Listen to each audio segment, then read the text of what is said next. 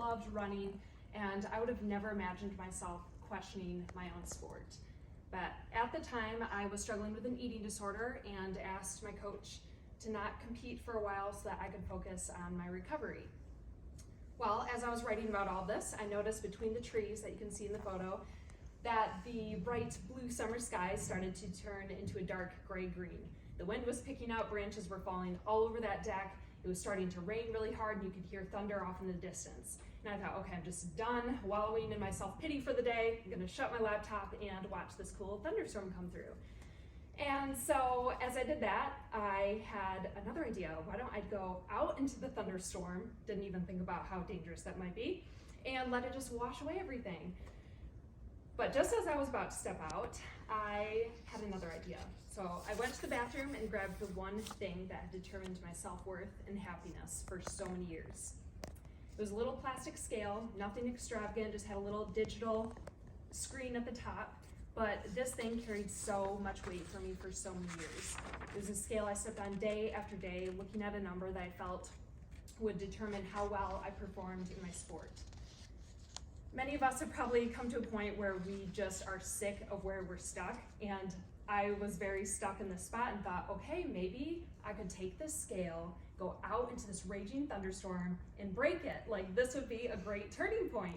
And so I grab the scale, I go off into the deck, and I'm immediately just drenched with water. Thunderstorm is, going crazy off in the distance, and I'm feeling super dramatic, thinking, okay, I'm gonna write about this someday. This will be so cool. I can move on from my eating disorder. I can have a comeback. I'll race again this fall, and I'll finally be happy with myself. And so I raised that scale up and smashed it as hard as I could on the right side of the railing. Well, I didn't think about how much that would actually hurt to try to smash plastic against wood. So immediately I dropped the scale and I was clutching my fingers. Mind you, it's still thunderstorming around me. And I'm just like waiting for the pain to go away, thinking, okay, well, at least I broke this scale. Like, I achieved my mission. I look down and there's one little dent, one little crack, and I'm pretty sure I could have stood on it and still seen a weight. Felt very anticlimactic and dramatic. And I was like, okay, I'm not writing about this. But I also still felt really stuck. It's like, okay, I still have this mental health issue, I have an eating disorder, I'm not able to move on with my life, and now I can't even break a scale. I'm not the only athlete who has struggled with this, and maybe not the first person who has struggled to try to break a scale in this way. As the author of the book, Running in Silence, I've heard from so many other athletes who have struggled in similar positions and didn't know how to move forward and seemingly disappeared from their sport.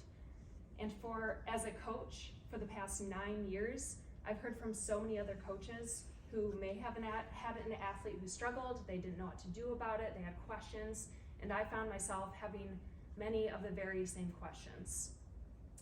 So what kind of coach are you? Maybe you saw the topic for tonight and thought, I haven't really thought about this, might be interesting to check out. Or maybe you think it's important to weigh your athletes or track body fat. Maybe it's just part of the sport and we have to look at these numbers. Honestly, when I was struggling with an eating disorder, I was kind of wondering why my coach wasn't doing this because I thought it was the secret to success. Or maybe you know this is an issue, but you have no idea what to do about it. And when I started coaching years later, I finally realized, okay, we need to do something about this. The numbers tell another story as well. About 1 in 5 female distance runners will struggle with an eating disorder. That's only female distance runners, you just wait. So in a race of 100, maybe in a cross-country race, that's 20 of those runners. Athletes are 2 to 3 times more likely to struggle with an eating disorder than the general population. So just athletes across the board, not just runners and not just female runners. That doesn't mean sports are a bad thing. They offer so many benefits, but there's a piece of the running world that we haven't been able to address enough. Men in weight class or aesthetic sports are also very vulnerable to eating disorders. According to this study, about 33% of disordered eating affect men. So the coach of 2023 is one that's really focusing on mental health because, as Dr. Paula Quattromoni states here, she is one of the leading eating disorders and sports experts in the US. She says that athlete well-being is part of our responsibility. So yes, we focus on skills and tactics and performances, but we're also taking care of our athletes. It's part of our role. And if any of this stuff makes you a little uncomfortable, or you just feel like there's not enough information out there, it's a taboo topic, I get it, because when I first started coaching, I had no idea how to approach this, and I had to do a lot of learning as well.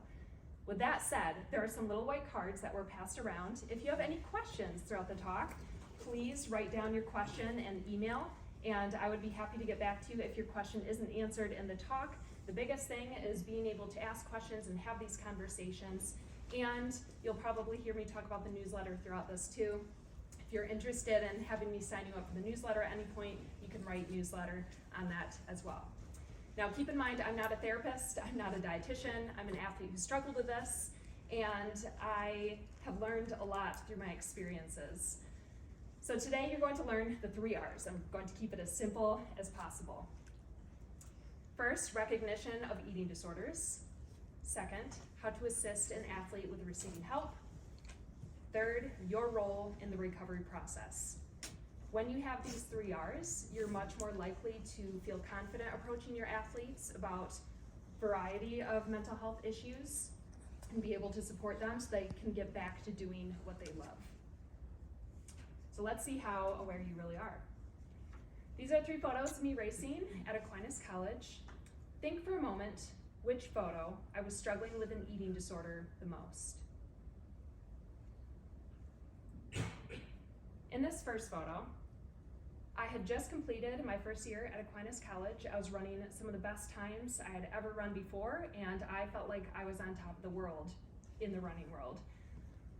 But within, I was constantly thinking about food. I even wrote in my journal that I couldn't stop thinking about it. I felt like I was obsessed, but I didn't feel like it was bad enough to tell anyone.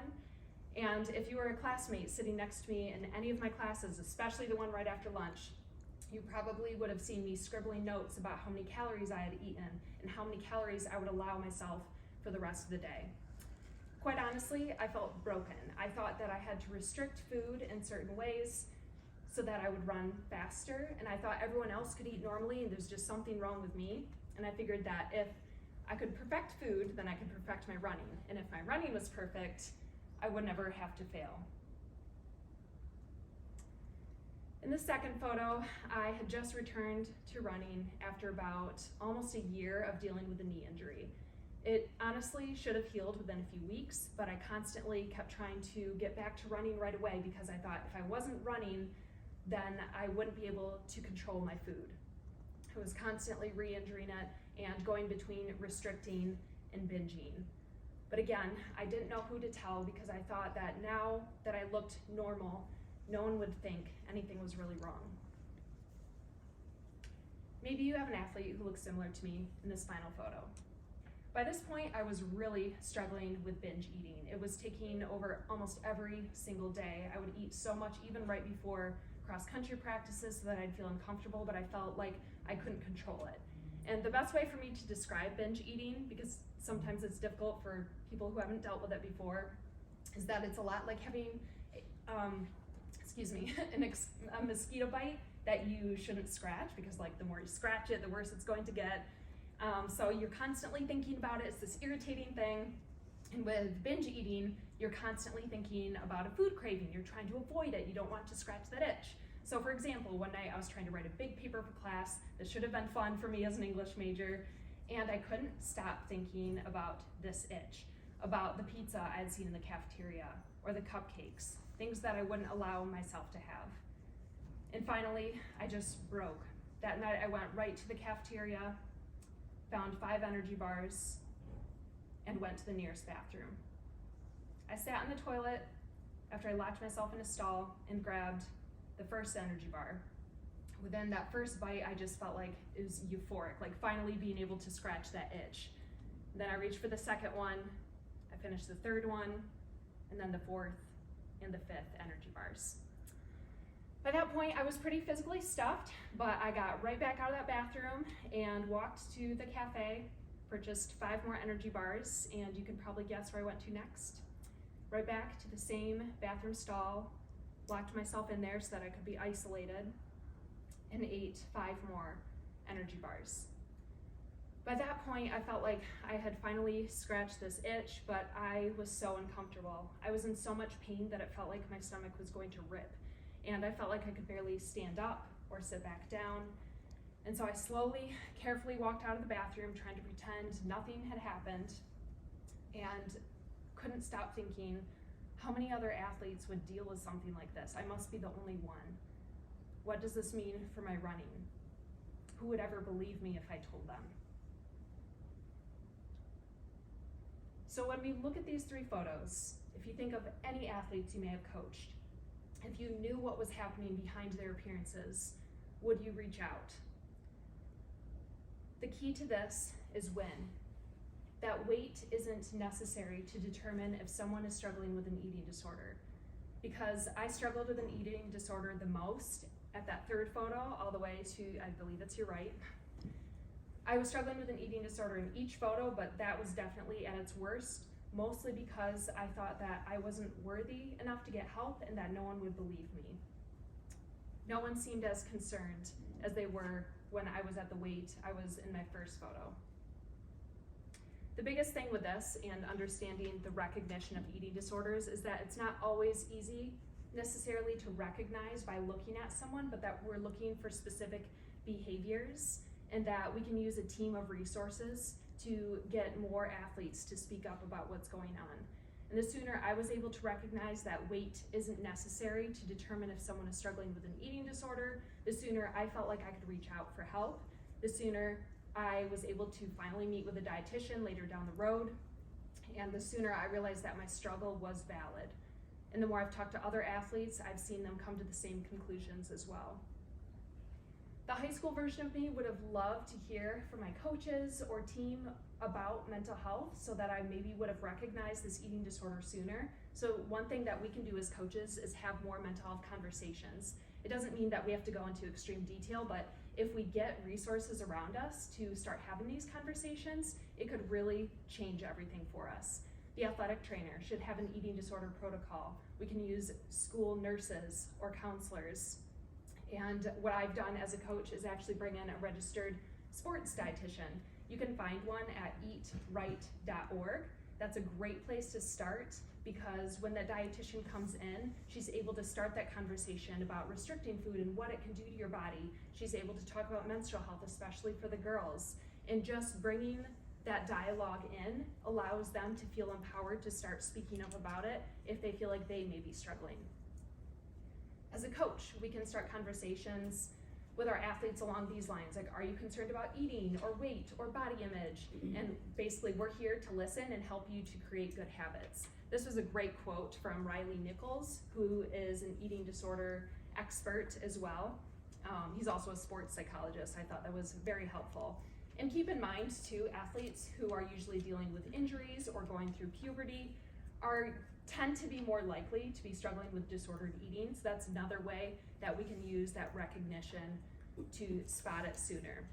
And the sooner we're able to recognize these kind of things, the sooner, or the more that we communicate that we care about our athletes, and we can start assisting them with receiving help, the second R. Maybe there was something that you were really uncomfortable with sharing to someone, and you finally shared it with them and they did not have the reaction that you had expected or wanted. My mom was the first person that I decided to tell about my eating disorder, and she was the person who did not have the reaction I had expected. But I told her through an email, like I said, I'm a writer, I needed to write everything out, and it was terrifying to even say this out loud. So I put together this email, that's a little snippet of it, and I basically told her, okay, I've been struggling for a while, for years down the line, like, you don't really know who I am because I've been so secretive about this for a while. And she responded in the email, okay, I hear you, let's talk about this over dinner. So we went to a restaurant, of all places, to talk about this possible eating disorder. You can laugh, it's okay. It gets worse. And we sit down, she has a big plate of lasagna, and I have a large bowl of salad because that's where I'm at with my disordered eating. And the first thing she said is, wow, I never realized you had an eating disorder. I always thought you ate so much. And I thought, this isn't that bad. Why am I making a big deal out of this? When really, I had been eating meals throughout the day, but not enough for what my body needed. and I was intentionally restricting my calories. And then she said, well, how about you just eat less and exercise more? And I thought, oh my gosh, that's exactly what I've been doing, and now it's not working, and I don't know what to do. And finally, when we got home, she said, okay, how about you just step on the scale, we'll see how much you weigh, and work from there. Yeah, she didn't know much about eating disorders back then, so she didn't exactly know how to approach this. And quite honestly, I know some of you are probably thinking like, what a horrible mom, but we've talked about this, and she's been very open and honest. Like, I just didn't know how to help you. I thought I was giving you good advice. I thought this was not as big as you had been portraying it to be, and I just didn't know what to say. And I really appreciate her honesty. I think more parents have been able to connect to her that way too. And luckily she did turn this around, because the next day after I went to bed crying, she came back and offered to get me professional help. I'm really glad she did that, because all night I was just thinking, I shouldn't have said anything about this. This is so embarrassing. I just need to keep this to myself and figure it out. Eventually, I ended up going to a therapist and a dietitian. It took me a while because I was still in denial, but when I was open to receiving that help, so many things changed. We ended up going back to that restaurant, and we both ordered lasagna and actually enjoyed our experiences together. She learned how important it was to offer support, not advice. And I felt that I was really glad that I told her, even though I really regretted it immediately after that conversation, because it did lead me to getting the help that I deserved. I go into this whole situation much more in the book, and I want to emphasize that this isn't, again, about the weight fluctuations or the physical side of things. It's how it affected my relationships and my sport, all intertwined in stories throughout the book. And this leads me to the triple S model. When we recognize that someone might be struggling with an eating disorder, or we notice little signs, it's really important to say something. Even if you don't think maybe it's a full-blown eating disorder, it's worth reaching out to someone who could be struggling. We'll go into that in more detail in the next slide. Second, we're here as coaches to support our athletes. We don't want to be offering advice. We want to leave that up to the professionals. And finally, if an athlete has told someone about what's going on, keep in mind that you might be that someone else they reach out to if that person doesn't respond very well or supports them. We have an incredibly amazing role to support our athletes and take on these great relationships with them, for them to feel comfortable enough to come talk to us. So let's say that we do notice that someone is struggling, we have that recognition, and we want to approach them. This is the biggest question I get from coaches, is how do we start that conversation? First, you probably want to meet with an athletic trainer if you have one on staff. If you don't have an athletic trainer, you can meet with a school counselor or nurse and talk about what you've been noticing, and you can develop a plan of action. Dr. Paul Quattromoni, who is on our advisory board, put together a great blog post with me about how to take this step by step, because at first it may seem really overwhelming. Once I broke it down into these 3 steps, it was really helpful for me as a coach.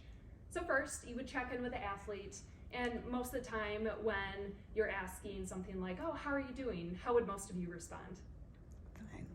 Fine. Yeah, that's pretty typical. So it's okay to expect that. One thing that you can do to get the conversation going a little more is, like, on a scale of 1 to 10, with 10 being the best, how have you been feeling this week? Or give me 3 emotions that you've been feeling today or this past week whenever you've been noticing the behaviors. And then you'd go talk about the 2 to 3 specific behaviors that you have been noticing. Again, this should have nothing to do with weight. You don't want to comment on whether someone's gaining or losing weight. And you would say something along the lines of, okay, I've noticed you haven't really been coming to pasta dinners this year. Is everything okay? Or you seem really isolated. You're not talking to your friends as much lately. I'm really concerned about you. You want to stick to things that you as a coach have noticed, not what other people have said, but what you have noticed. Then you'd wrap it up with something like, are you willing to get help? Like, these things make me very concerned. How about we get evaluated by the athletic trainer? Most of the time, an athlete isn't going to be super on board with getting help right away. It's planting a seed and getting that conversation started. And if they are in denial, one thing you can say is, I hope you are correct, but the only way to really know is to be fully evaluated by a medical professional. Again, all of this is in detail on the blog post. If you sign up for the email newsletter, you'll get a direct link to that, or if you put down your email and say you want that blog post, I can send it to you as well, but that's very helpful. You can also find it on the runningandsilence.org website. We have a bunch of other Q&As from coaches. No question is a bad question. I think it's a positive thing that we're seeing more coaches asking these kind of questions. Some resources we want to think about including to be able to connect our athletes with are in this list. Likely, when I ask high school coaches, not a lot of you have many of these resources on the list. Most of us will probably have an athletic trainer and a counselor. For like an athlete fueling station, one thing that I've integrated into our program as a cross-country coach is just making sure we have snacks for them after school. Usually we'll have extra snacks after cross-country meets or track meets, so we hold on to those if they're still in good condition. Having ongoing nutrition education includes having a dietitian come speak. Again, not likely you can have one on staff, but having one come speak is really helpful. So it's just important to start thinking about what kind of resources you can start to utilize.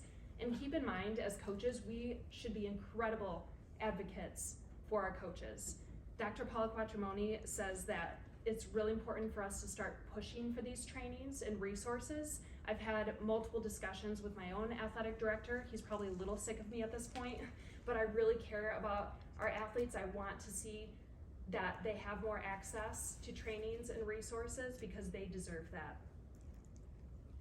The final R is recovery. What is our role in an athlete's recovery process? So think about a mistake you may have been making over and over, thinking that next time you do it, it'll change somehow. That's where I was in my recovery process. I was thinking, okay, if I just restrict this certain food this time, or take out this macronutrient, everything will be better. I kept trying to fix it on my own, even though I was seeing a therapist and a dietitian. I had the professionals around me, but I kept thinking, if I just lose the weight, I'll be happy again. If I keep just a piece of my eating disorder, everything will get better.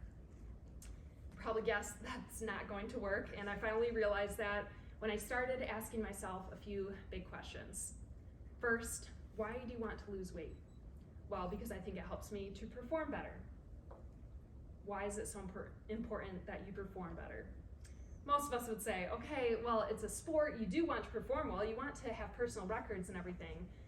But when I really thought about that question, it was more that I only felt happy in this sport and when I was able to control food.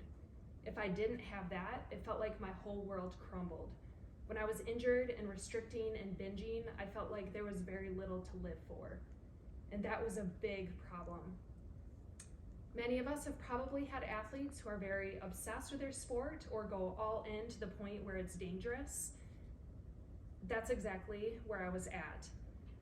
How do we start helping them if they find themselves in this spot, especially when it relates to disordered eating?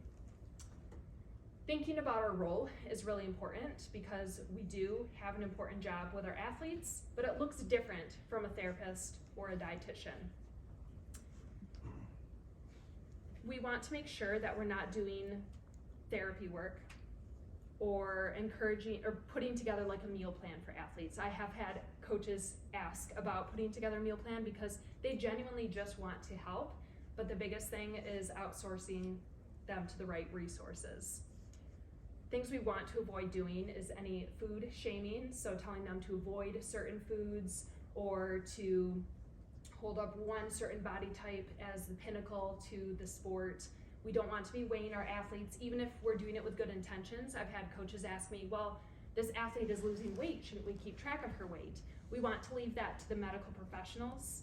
And this should honestly be a relief to us. It's less on our plates, but then we can also focus on the important role we have in supporting our athletes. And of course, we don't want to encourage any restrictive eating or dieting. My story is one example how badly that can go when we're encouraging athletes to try to restrict certain foods.